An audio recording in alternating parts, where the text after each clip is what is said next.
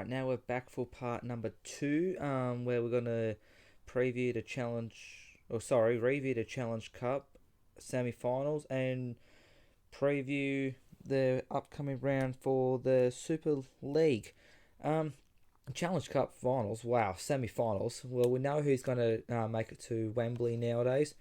It's going to be a St Helens versus a Castleford Challenge Cup final at Wembley. But first, before we get into the details of that, we're gonna run through the Hull FC versus St Helens first Challenge Cup match. Now, Connor, who, as we already know, is not here this week. His standout play for St Helens was Regan Grace, and I can't agree with him more. He had a fantastic game as always. He scored the opening try for St Helens and the first try of the match overall after Hull FC got an earlier penalty goal. And he had a wonderful length of the field try after an intercept from a pass from Jake Connor and ran the length of the field try. And that pretty much all wrapped it up for St Helens to make it through to Wembley. He hasn't really got any more information down that Regan Grace was his standout player. St Helens won, before I get into any further, won the match 35 points to 18 over Hull FC. Hull FC, they came back a little bit after being 14 points to 2 down at half time. So it was a good comeback, but wasn't quite enough to beat the Saints to progress through. Unfortunately, Griffin went down with an Achilles injury, and in the result of that, he lost the ball. So the little Frenchman went over and scored what would be a very, very easy try overall. Probably the easiest one he's ever scored in his career. Also, Jack Wellesby scored another try for the Saints. I don't know how he did it, but he reached over the leg of a Hull FC defender to put the ball down and score. So that was quite a spectacular try. Don't know if that one was the best try of the match or Lachlan Cooch's try after he got the ball after Kevin Nguama tapped it back from a contested kick pretty much at the end of the match. That was also another spectacular try. So a couple of best tries were there. Even Regan Grace's first try was a spectacular aerial show. So yeah, a couple spectacular tries across this match overall. There's just the poor defence. Well, not poor defence, but some of those tries shouldn't have been scored from both sides, in my view, as they could have tightened the defence up better. But it is Challenge Cup. There is pressure. It was the semi-final. Whoever won would have progressed through to the Challenge Cup final. And also whoever lost would have been knocked out. So you have to give them a little bit of easiness there, in my view, to make sure that they're definitely got full strengths and so on. Now, for the second semi-final wrap, we had Castleford Tigers versus the Warrington Wolves, and a result that no one pretty much saw coming, as Castleford are going to play St Helens in the final cup match after downing the Warrington Wolves 35 points to 20. Yes, that's right, you heard that right. Castleford won 35 points to 20. After the Wolves at halftime were held scoreless yet again. So across the regular season league matches and the Challenge Cup matches, it's another time that Warrington have scored 0 points, which is not like them at all. But going back to what I said in the Hull FC St Helens match, is that there would have been a lot of pressure, to try and make sure they get to that final stage and final game of the Challenge Cup. But Castleford were that two better of a side. Connor, his standout player for the match was Jordan Turner, and I have to agree with him yet again. With 3 tries, you can't go past 3 tries in a Challenge Cup match to help produce a winning side and performance to progress through. The first try at the match with O'Brien, it was just way too easy for him to score. He had too much strength and he powers his way over to opening the scoring. Jordan Turner's first try was just through the hands and out to him. He had fairly enough room to put the ball down overall, but he got there in the end, so that's just good lead-up work through the team and through the hands. For his second try, which he scored not long after, I believe, it was through the hands, but this time he had miles of space to score the second try, and it was just poor defence by the defending side. So, yeah, they obviously would have been a bit worried going down that side whenever Turner had the ball in his hands. The defence would have been having alarm bells ringing, you could say. So they could maybe focus on that for the rest of the match, but then that could have distracted them, which is probably why they probably didn't get the win. That's just my guess, but I'm no expert, so that's what I believe.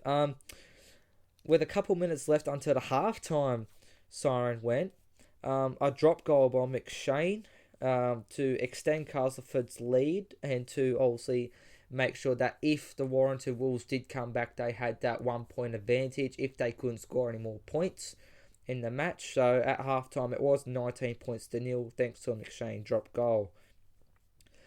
Finally, in the second half of the match, Curry for the Warrington Wolves gets onto the scoreboard. That goes through a very, very tiny gap, but he got through there probably because of his strength and size, and he went over to opening the scoring to start Warrington's comeback.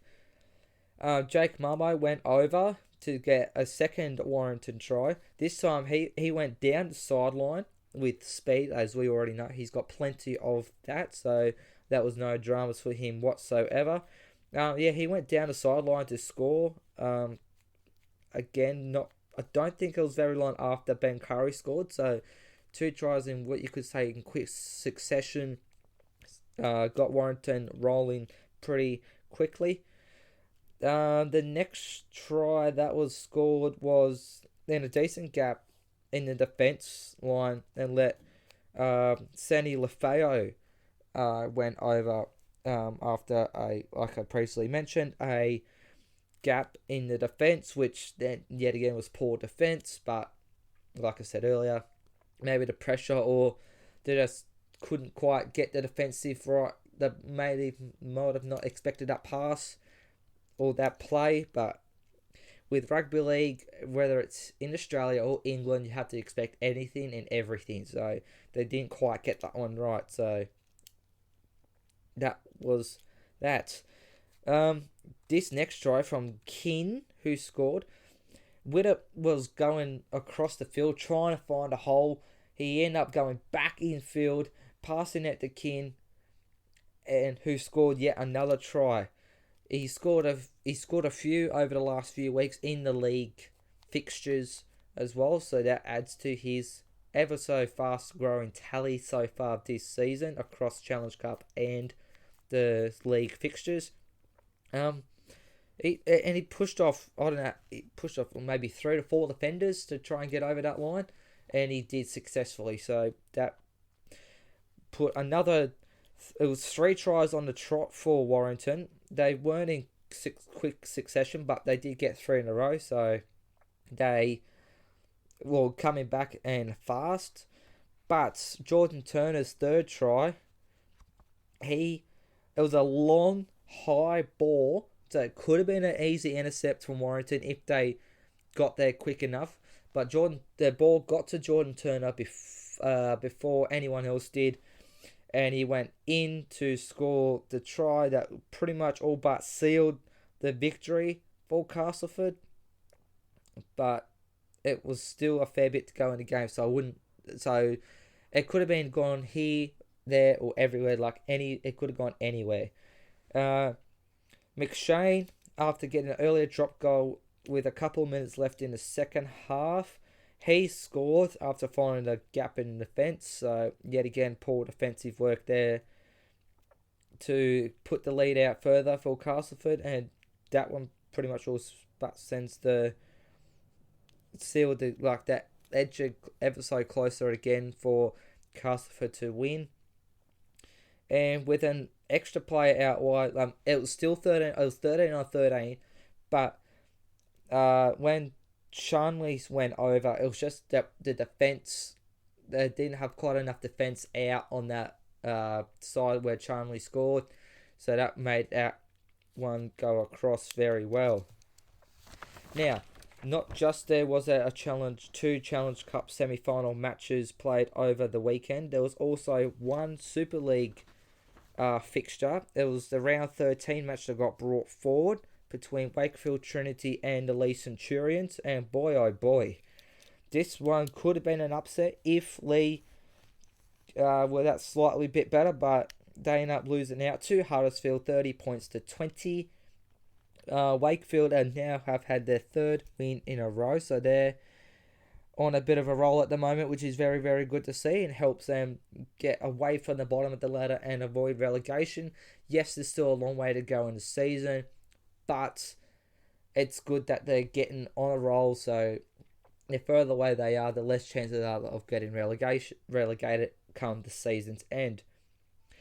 Connor's notes here, his standout for Wakefield was Mason Lino, which he did have a good game. He has been having sensational games over the last few weeks, so it's good to see that he's adapting, and Wakefield, I'd say they're playing around his style of play, in my view, because he's just been, I feel like he's gotten the team around, and when it comes to the last tackle, he's in the right position, and teams in the right position to put the kicks in or set up tries on the last tackle to score. So they're getting their Wakefield, which is very, very good to see. Connor's also got here that his notes he's got written here says this would have to be the closest that Lee had come to a victory, which I certainly agree with him. It has been so far this season after what has been a very, very poor start this season. But he also goes on to say bad defence on the right edge and back through in the middle allowed both Liam Kay and Mason Leno to seal a third straight win for Wakefield.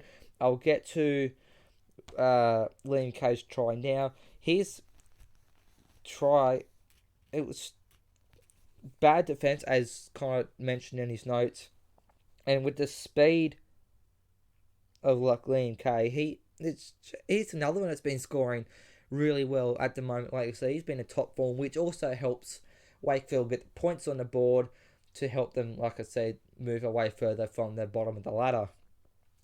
Connor also goes on to say that Lee's left edge has been good in stages, and this was highlighted by a try by Ryan Brewerly. Excuse me if I get that wrong.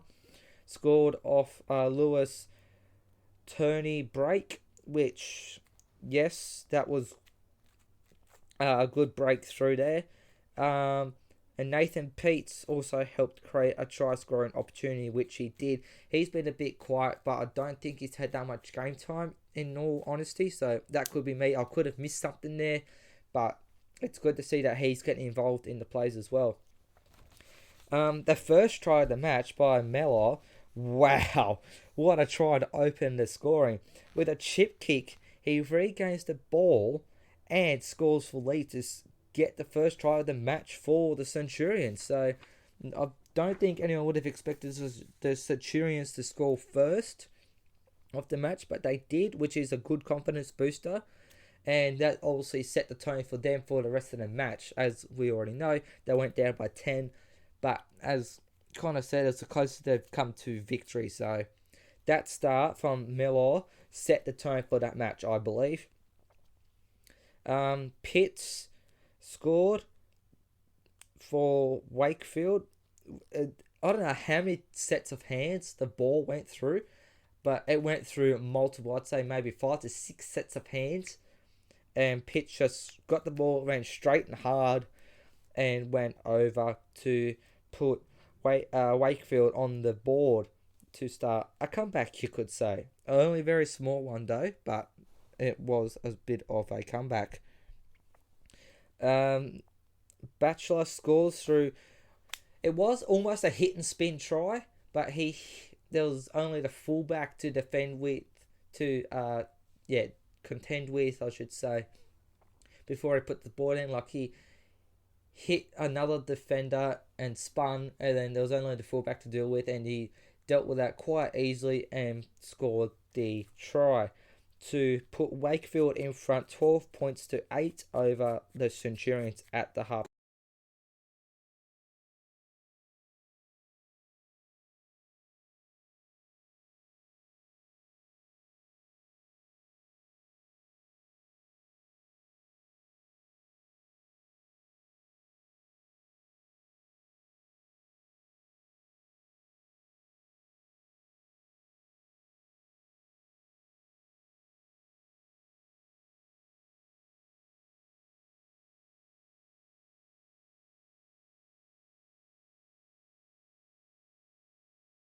Good football at the moment. It was good to see him get his 100th career try in Wakefield's victory. Mellor, he gets his second try of the match. He went up through the middle of the field. Well, sorry, he didn't go up through the middle of the field. His teammates went up through the middle of the field. There was plenty of support there, but Mellor ended up getting the ball and scores for his second of the match. As already mentioned, Lewis Turnery broke through the field to get a try off another try in his career. As already mentioned, Liam Kay goes over to score to Wakefield to get back into the lead. So at this stage of the game, it could have gone either way. But at the very end, nearly end of the match, a massive gap. So poor defence by Lee Centurions let Mason Leno score the match-winning try. So if the defence was that little bit better, I reckon Lee could have maybe caused an upset. But leaving that massive gap let Mason Leno in, which is what you don't need when you've had a very, very poor season overall. Now, enough of the Challenge Cup talk. So we know who's playing in the Wembley Challenge Cup final. It is going to be St Helens versus Castleford. So write that one in your diaries for, I believe it's June 27th. So it'll be June 28th Australian time. Now, heading into the next round of round 9 of the Betfred Super League, we have got the Castleford Tigers coming up against Hull FC at the Menderhose Jungle Stadium. Look, Castleford will be absolutely beaming with confidence after winning against Warrington and making the cup final. So you could say an unexpected cup final appearance, but Castleford have been playing well across both League and Challenge Cup this season. So in a way, it's a bit of a surprise, but in a way, it's not another surprise. And Hull FC, they'll be disappointed that they didn't beat St Helens to make the cup final. So they come head-to-head, one that lost a semi-final match and one that's won. So this will be a very, very entertaining clash overall. And it could go either way, depending on who backs up from the Challenge Cup match. I'd say it would be probably a full-strength side for both of them, barring injuries, especially for Griffin, who is out, so he won't be there come this upcoming week. Connor's prediction here, he's got Hull FC to win in a 1-12 margin. Look, I'm going to go the opposite way to Connor. Yes, I know Hull FC will be looking to bounce back big time, but I believe Castleford can win this match. So I'm going to say in a 1-12 margin, but for Castleford to win on their home turf at the Menderhose Jungle Stadium. If you would like to, you could also send us your predictions if you like to comment uh, in the comment section below in this part 2 of the Sideline Chat podcast. More than welcome to. Nothing stopping you there. Now for the next match. This match between Huddersfield Giants and the Wigan Warriors has been postponed due to COVID-19. It was meant to be a Giants home match at John Smith Stadium, but because of COVID-19, it has been postponed. So we are quickly moving on to the next match of Hull Kingston Rovers versus Salford Red Devils at the Hull College Craven Park ground, which is Hull KR's home stadium. Look, the rate that Salford's been going this season, it should be an easy victory for Hull KR. So Hull KR, there's been that too good of a team. Yes, Salford have come, well, you could say close at some times throughout the season so far, but not consistent enough and not getting as many points as their opponents, which is quite clear, which is why they're near the bottom of the ladder. Connor's got here his prediction for the Hull KR Salford Red Devils clash. He thinks Hull KR will win in a 1-12 margin. Look, I'm going to say Hull KR will win as well, but in a not the 1-12 margin. Yes, I have a bit of a soft spot for Salford, so I'm going to say they're my team for the Super League. But the rate that Salford have been playing all season, it hasn't been that good. It's not up to standard. Then it's not up to their standard, so that you could tell, and you can just look at the results pretty much all season, the first 8 weeks, and you can see why. So, look, Hull KR by 13 plus for that one, for victory for the home fans. Now, this match could go either way if I get my English correct. Leeds Rhinos versus St Helens at Emerald Headingley Stadium. So, Leeds Rhinos home match. The St Helens, they obviously, as we know, already mentioned, they're into the Challenge Cup final, so they will be looking to continue on that form and continue on their ways of what they've done so far this season, and which is won all but one game, which is last time out in round 8.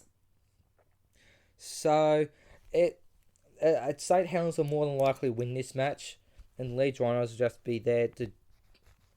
I don't want to say Leeds Rhinos for it to be a training session for them, but it kind of is in a way. But Leeds, they aren't a bad team. They are a good team. On their day, they can cause an upset. And I've got a feeling that this match against St Helens, this could be an upset match for them and make St Helens lose 2 league fixtures in a row. Connor reckons St Helens will win 13 plus, but as I just previously mentioned, I'm going to go the other way and say Leeds Rhinos will win in a 1-12 margin, and I'd say it will come down to the absolute wire for Leeds Rhinos, and it'll be very, very few nervous St Helens fans when Leeds Rhinos will come back from behind to win the match. Now, this one could also go either way. At the Halliwell Jones Stadium, it is the Warrington Wolves playing host to Wakefield Trinity. As we know, Wakefield have now had 3 wins on the trot, so they'll be looking to make that 4 when they come up a heavyweight in the Warrington Wolves.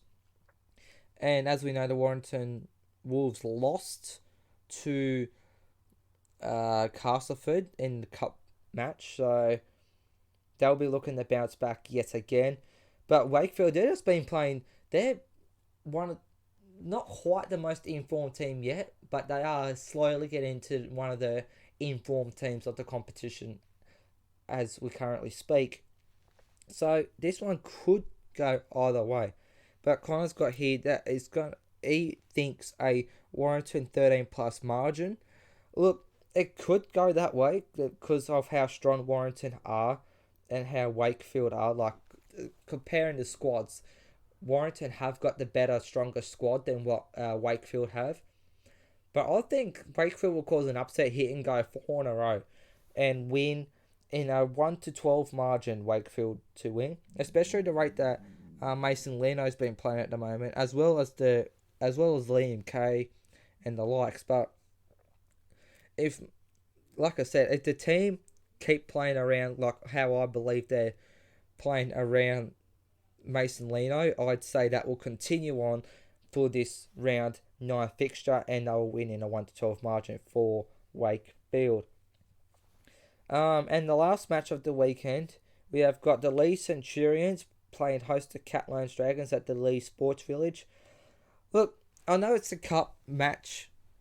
They came close to beating Wakefield last week, only losing by 10, as I previously mentioned. That Lee, I don't know, it could be false hope.